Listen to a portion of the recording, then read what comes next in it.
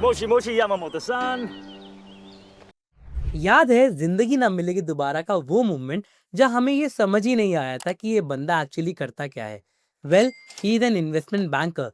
ये एक ऐसा पॉपुलर और डिमांडिंग करियर है जिसमें आपको फाइनेंस की डीप अंडरस्टैंडिंग मिलती है। And in India the average salary in this career is around 22 lakhs पर annum। अब जैसे ही हम इन्वेस्टमेंट या फाइनेंस जैसे वर्ड सुनते हैं तो हमारे दिमाग में सबसे पहले स्टॉक्स, शेयर्स या ट्रेडिंग आता है। लेकिन अगर आपको लगता है कि इन्वेस्टमेंट बैंकर्स बस स्टॉक्स में इन्वेस्ट करते हैं, तो शायद आप गलत हो सकते हैं। क्योंकि अगर मैं आपको इजी वर्ड्स में बताऊं, तो इन्वेस्टमेंट बैंक्स बेसिकली कंपनीज को पैसे रेज करने में हेल्प करते हैं। चलो हम इसको एक सिंपल एग्जांपल से समझते हैं।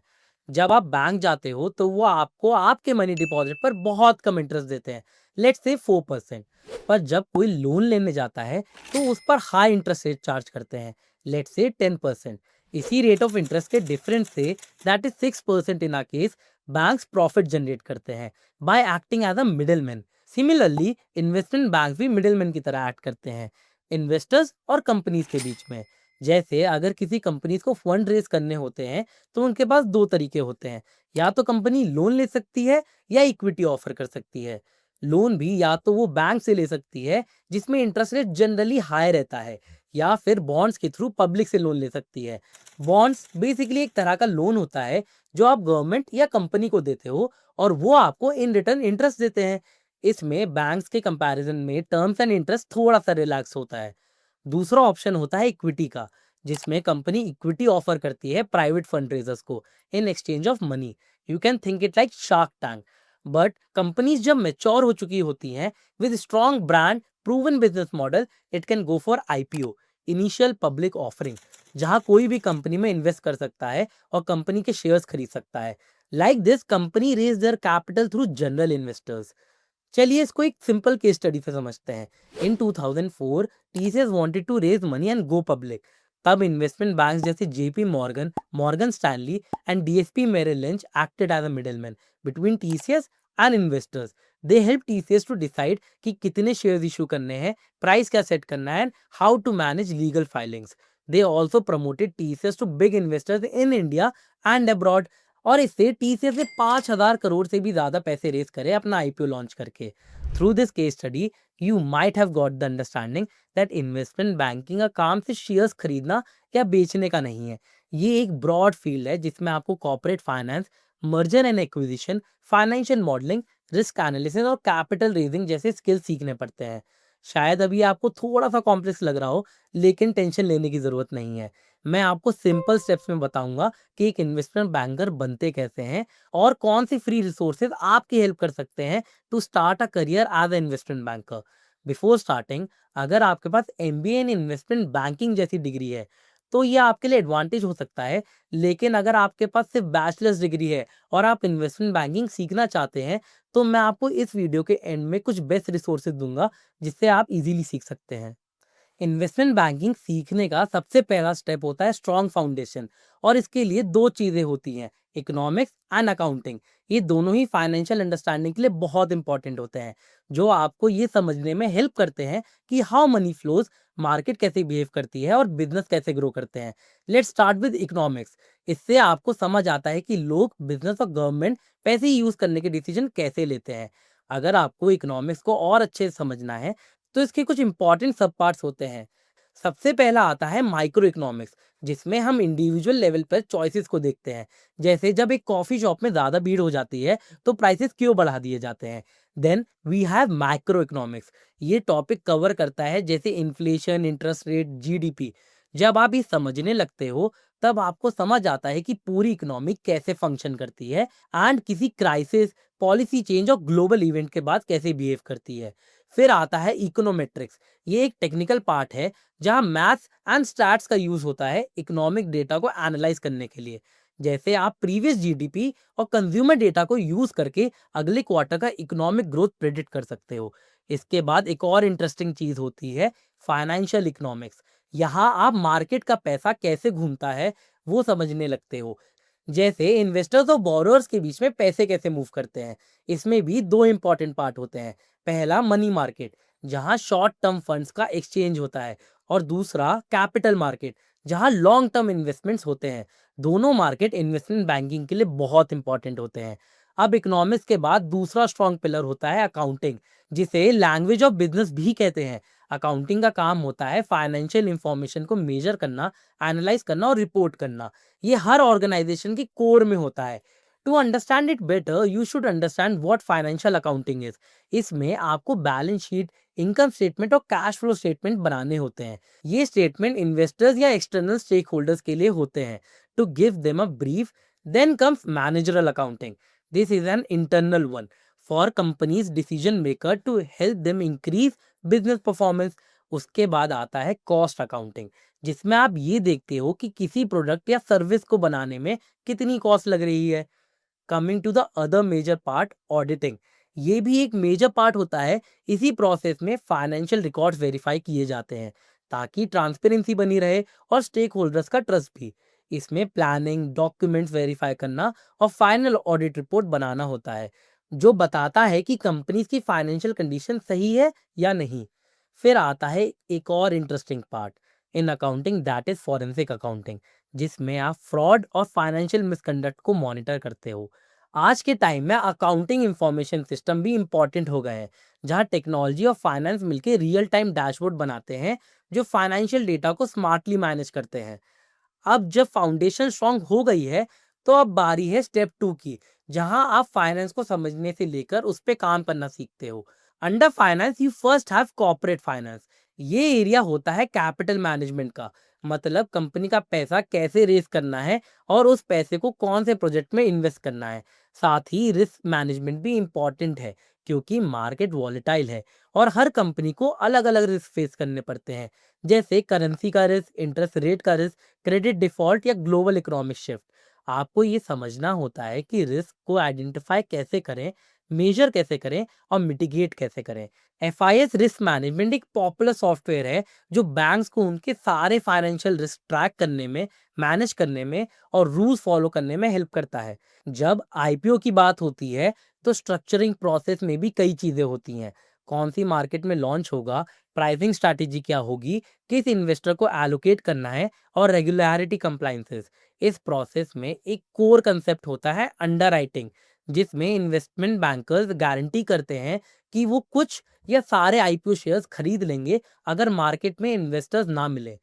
ये रिस्क लेके बैंक कंपनी को फंडिंग सिक्योर करने में हेल्प करते हैं। फिर आता है एक important skill, that is financial modelling. Investment banking में ये मस्ट स्किल है और सब कुछ स्टार्ट होता है एक्सेल से। पर ये सिर्फ बेसिक सम या वीलुक तक लिमिटेड नहीं होता, आपको एडवांस एक्सेल फॉर्मूला सीखने पड़ते हैं, फाइनेंशियल स्टेटमेंट्स को लिंक करना पड़ता है, डायनेमिक मॉडल बनाने पड़ते हैं और डिफरेंट सिनेरियोज रन करने पड़ते हैं, ताकि कंपनी के फ्यूचर परफॉर्मेंस को प्रिडिक्ट किया जा सके। इसमें एक मेजर पार्ट होता है 3 स्टेटमेंट मॉडल बनाना, जिसमें इनकम स्टेटमेंट, बैलेंस शीट और कैश फ्लो स्टेटमेंट इंटरकनेक्टेड होते हैं। यही बेस होता है फाइनेंशियल एनालिसिस का। फिर आता है वैल्यूएशन टेक्निक्स, स्पेशली DCF, जिसमें फ्यूचर कैश फ्लो एस्टिमेट करके कंपनी की आज की वैल्यू निकाली जाती है। एक और मेथड है DDM, डिविडेंड डिस्काउंट मॉडल, जिसमें फ्यूचर डिविडेंड को डिस्काउंट करके वैल्यू निकालते हैं। डिविडेंड्स बेसिकली प्रॉफिट्स का एक हिस्सा होता है जो स्टेक होल्डर्स को दिया जाता है। ये मॉडल उन कंपनीज के लिए यूजफुल होता है जो रेगुलर डिविडेंड देती है, जैसे यूटिलिटी या FMCG firms. Then we have valuation. Valuation का मतलब होता है फेयर मार्केट वैल्यू का एस्टिमेट लगाना। इसके अप्रोचेस होते हैं रिलेटिव वैल्यूएशन, जिसमें सिमिलर कंपनीज के रेशियो जैसे प्राइस टू अर्निंग से कंपैरिजन होता है, और इंट्रिंसिक वैल्यूएशन, जिसमें सिर्फ कंपनी के अपने नंबर्स एनालाइज किए जाते हैं। Then come asset based valuation. इसमें कंपनी के एसेट का टोटल वैल्यू देखा जाता है, जैसे बिल्डिंग्स, मशीन्स और पेटेंट्स। ये एसेट हेवी बिजनेसेस के लिए बेस्ट होता है। फिर एक और इम्पॉर्टेंट कंसेप्ट होता है एंटरप्राइज वैल्यू, यानी EV, जो मार्केट कैप से थोड़ा सा डिफरेंट होता है। मार्केट कैप सिर्फ इक्विटी होल्डर्स का वैल्यू दिखाता है, जबकि EV कंपनी का टोटल वैल्यू शो करता है, इंक्लूडिंग डेप्ट और एक्सक्लूडिंग कैश। इसका एक फॉर्मूला होता है, that is EV is equals to equity plus डेप्ट माइनस कैश। और ये सब टेक्निकल स्किल्स आपको कोर फंक्शन में काम करने में हेल्प करती हैं। तो coming to step 3, investment banking की कोर फंक्शंस। सबसे पहला आता है फाइनेंशियल स्टेटमेंट एनालिसिस। ये स्किल हेल्प करता है कंपनी की फाइनेंशियल हेल्थ समझने में, सबसे पहले इनकम स्टेटमेंट एनालिसिस से ये समझा जाता है कि कंपनी प्रॉफिट में है या लॉस में। उसके बाद बैलेंस शीट एनालिसिस से एसेट्स और लायबिलिटी की क्लियर पिक्चर मिलती है। फिर कैश फ्लो स्टेटमेंट बताता है कि पैसे कहाँ से आ रहे हैं और कहाँ जा रहे हैं। आखिर में फाइनेंशियल फोरकास्टिंग से फ्यूचर की परफॉर्मेंस प्रिडिक्ट की जाती है। फिर आता है मर्जर एंड एक्विजिशन। ये स्किल आपको कंपनी को मर्ज करने के लिए, एक्वायर करने के लिए मदद करती है। इसका प्रोसेस बेसिकली फोकस करता है टारगेट कंपनी को आइडेंटिफाई करने पर, उसकी वैल्यूएशन करने पर और ड्यू डिलिजेंस पर, जहां लीगल, फाइनेंशियल और ऑपरेशनल चेक्स किए जाते हैं। उसके बाद डील स्ट्रक्चरिंग होती है, जहां पूरा ट्रांजैक्शन का फ्रेमवर्क डिसाइड किया जाता है। फिर नेगोशिएशन स्ट्रैटेजी यूज की जाती है ताकि दोनों पार्टीज के लिए टर्म डिसाइड हो सके। आखिर में लीगल डॉक्यूमेंटेशन की जाती है, जिससे डील लीगली वैलिड बन जाती है। Next is equity capital market. यहाँ कंपनी शेयर बेचकर कैपिटल रेज करती है। पहले स्टेप में कंपनी आईपीओ के थ्रू पब्लिक होती है, जहां वो अपने शेयर्स मार्केट में लॉन्च करती है। उसके बाद आती है फॉलो ऑन ऑफरिंग्स, जिसमें कंपनी एडिशनल शेयर्स इशू करती हैं। साथ ही इक्विटी डेरिवेटिव से रिस्क को मैनेज किया जाता है और इन्वेस्टर रिलेशंस का काम होता है स्टेक होल्डर्स के साथ क्लियर और कंसिस्टेंट कम्युनिकेशन बनाए रखना। After understanding all these functions, you need industry specific knowledge. That is our step 4. इस स्टेप में आप ये समझते हो कि कंपनीज अपने बिजनेस के लिए पैसे कैसे अरेंज करती है। जैसे डेब्ट कैपिटल मार्केट में कंपनीज बॉन्ड बेचकर या बैंक से लोन लेके फंड रेज करती है। अगर कंपनी पर ज्यादा लोन का प्रेशर हो तो डेब्ट रीस्ट्रक्चरिंग की जाती है, जिसमें पुराने लोन्स के टर्म्स को बदलकर रीपेमेंट थोड़ा सा इजी बनाया जाता है। Then we have sector specialisation. ये भी एक इम्पॉर्टेंट पार्ट होता है, जिसमें आप tech, health care, real estate, energy sector, financial services पे फोकस करते हो, क्योंकि हर इंडस्ट्री के अपने रूल्स और चैलेंजेस होते हैं।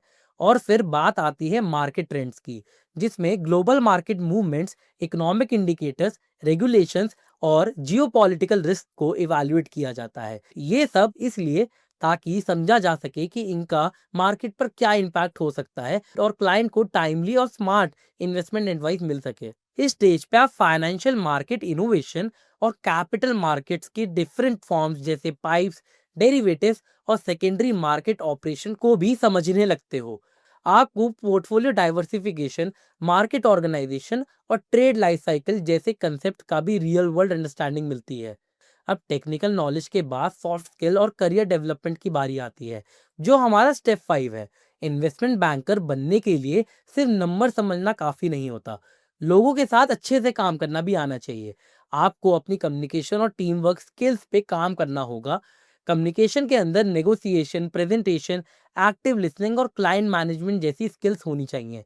साथ ही आपको कॉर्पोरेट गवर्नेंस की भी समझ होनी चाहिए, ताकि आपके डिसीजन हमेशा एथिकल और रिस्पॉन्सिबल हो। करियर के पॉइंट ऑफ व्यू से भी problem solving, analytical skills, innovation और डिसीजन मेकिंग और क्रिटिकल थिंकिंग बहुत ज्यादा जरूरी है। साथ ही नेटवर्किंग भी इक्वली इंपॉर्टेंट है। इंडस्ट्रियल इवेंट अटेंड करो, लिंक्डइन जैसे ऑनलाइन प्लेटफॉर्म पे एक्टिव रहो और अपने एल्यूमिनाई नेटवर्क से कनेक्ट बनाए रखो। ये सब आपको सही लोगों से मिलने और जॉब अपॉर्चुनिटीज तक पहुंचाने में मदद करेंगे। फिर आता है रिज्यूमे। इसे बनाते वक्त एक्टिव वर्ब्स का यूज करो, जैसे led, manage, analyse, collaborated. Skills job requirement के हिसाब से स्पेसिफिक होनी चाहिए और कंटेंट क्लियरली फॉर्मेटेड और वेल ऑप्टिमाइज होना चाहिए, तभी आपका रिज्यूमे स्ट्रांग लगेगा। और इंटरव्यूज के लिए प्रिपेयर रहना चाहिए। टेक्निकल क्वेश्चंस के साथ बिहेवियरल क्वेश्चंस भी आनी चाहिए। जैसे मुझे पूछा था कि डीसीएफ मॉडल 2 मिनट में एक्सप्लेन करो, और जब आप ये क्लियरली और कॉन्फिडेंटली समझा पाते हो तो वो आपको एक अच्छा इम्पैक्ट करता है। लास्ट में केस स्टडीज और मॉक इंटरव्यूज भी प्रैक्टिस कर लेना। अब जब रिज्यूमे रेडी है और नेटवर्क स्ट्रांग हो रहा है, तब आता है हमारा final step, step 6, advance topic. ये पार्ट थोड़ा कॉम्प्लेक्स हो सकता है, पर बहुत इंपॉर्टेंट भी है। शुरुआत करते हैं रीस्ट्रक्चरिंग से। यहाँ आप डिस्ट्रेस कंपनी के फाइनेंशियल्स को समझते हो, उनके क्रेडिटर्स के साथ नेगोशिएट करना सीखते हो और टर्न अराउंड स्ट्रैटेजीज बनाना सीखते हो। फिर आता है प्राइवेट इक्विटी, जो सिर्फ पैसे इन्वेस्ट करने का काम नहीं है। इसमें पहले सही इन्वेस्टमेंट अपॉर्चुनिटीज ढूंढनी पड़ती हैं, जिससे सोर्सिंग कहते हैं। फिर उनकी डिटेल को अच्छे से चेक करना होता है, ये होता है ड्यू डिलिजेंस। उसके बाद आता है वैल्यू क्रिएशन, जिसमें कंपनी की वैल्यू बढ़ाने के तरीके सोचने पड़ते हैं। और आखिर में इन्वेस्टमेंट्स बेचकर प्रॉफिट कमाना होता है, इसे कहते हैं एग्जिट स्ट्रैटेजी। साथ ही प्राइवेट इक्विटी में फंड स्ट्रक्चर और फंड रेजिंग को भी अच्छे से समझना जरूरी होता है। और फाइनली आते हैं हेज फंड्स, जहां स्ट्रैटेजीज और स्पीड दोनों मैटर करते हैं। आपको portfolio management, investment strategies, trading strategies और ऑल्टरनेटिव इन्वेस्टमेंट्स के अकॉर्डिंग अपनी पोजीशनिंग समझनी होती है। पोजीशनिंग बेसिकली होता है मार्केट को देखकर डिसाइड करना कि कितना और कैसे इन्वेस्ट करना है, ताकि मैक्सिमम रिटर्न्स मिल सके और कम से कम रिस्क हो। एडवांस लेवल पर आपको इक्विटी वैल्यूएशन के कुछ स्पेशल टूल्स और मेथड सीखने होते हैं, जैसे एपीवी, डीडीएम मॉडल, कैपएम और मॉडर्न पोर्टफोलियो थ्योरी। ये टूल्स आपको कंपनी की एक्चुअल वैल्यू समझने में हेल्प करते हैं। प्रोजेक्ट्स के थ्रू आप रियल टाइम टास्क करते हो, जैसे क्रेडिट डिफॉल्ट स्वैप्स, जो लोन्स के रिस्क को मैनेज करते हैं। एसएलबी मैकेनिज्म, जिसमें स्टॉक्स को लेंड और बोरो करने के रूल्स होते हैं। और एएमएल एंड केवाईसी प्रोसेसेस, जो इंश्योर करते हैं कि किसी भी कस्टमर का बैकग्राउंड सही हो और पैसा इलीगल एक्टिविटीज में यूज ना हो। साथ ही आप सीखते हो पोर्टफोलियो परफॉर्मेंस एनालिसिस, जिससे ये पता चलता है कि इन्वेस्टमेंट्स का रिटर्न कितना स्ट्रांग और कितना वीक है। ये सब स्किल्स मिलके आपको एडवांस फाइनेंस और इन्वेस्टमेंट वर्ल्ड में एक्सपर्ट बनाते हैं। ये सब डिफिकल्ट लग सकता है इनिशियली, लेकिन अगर आप इनमें से सिर्फ एक या दो टॉपिक्स कॉन्फिडेंटली समझ पाते हो, जैसे स्टार फॉर्मेट में हेज फंड स्ट्रैटेजी एक्सप्लेन करना, तो आप ऑलरेडी अच्छा कर रहे हो।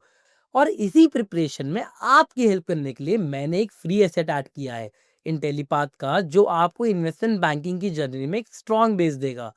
इस कोर्स में आपको टॉप इंडस्ट्री एक्सपर्ट्स का इनपुट मिलेगा, जो लोग जेबी मॉर्गन, गोल्डमैन सैक्स जैसी फर्म्स में काम कर रहे हैं। जो भी टॉपिक्स मैंने इस रोड मैप में बताए हैं, उसी को एक्सप्लेन करते हुए आई एम रांची ने एक सर्टिफिकेशन कोर्स बनाया है that is really helpful if you are preparing for investment banking. IIM Ranchi एक इंस्टीट्यूट ऑफ नेशनल इंपॉर्टेंस है, which is known for excellence in finance education. और वो ऑफर कर रहे हैं online investment banking course to make quality education accessible to masses.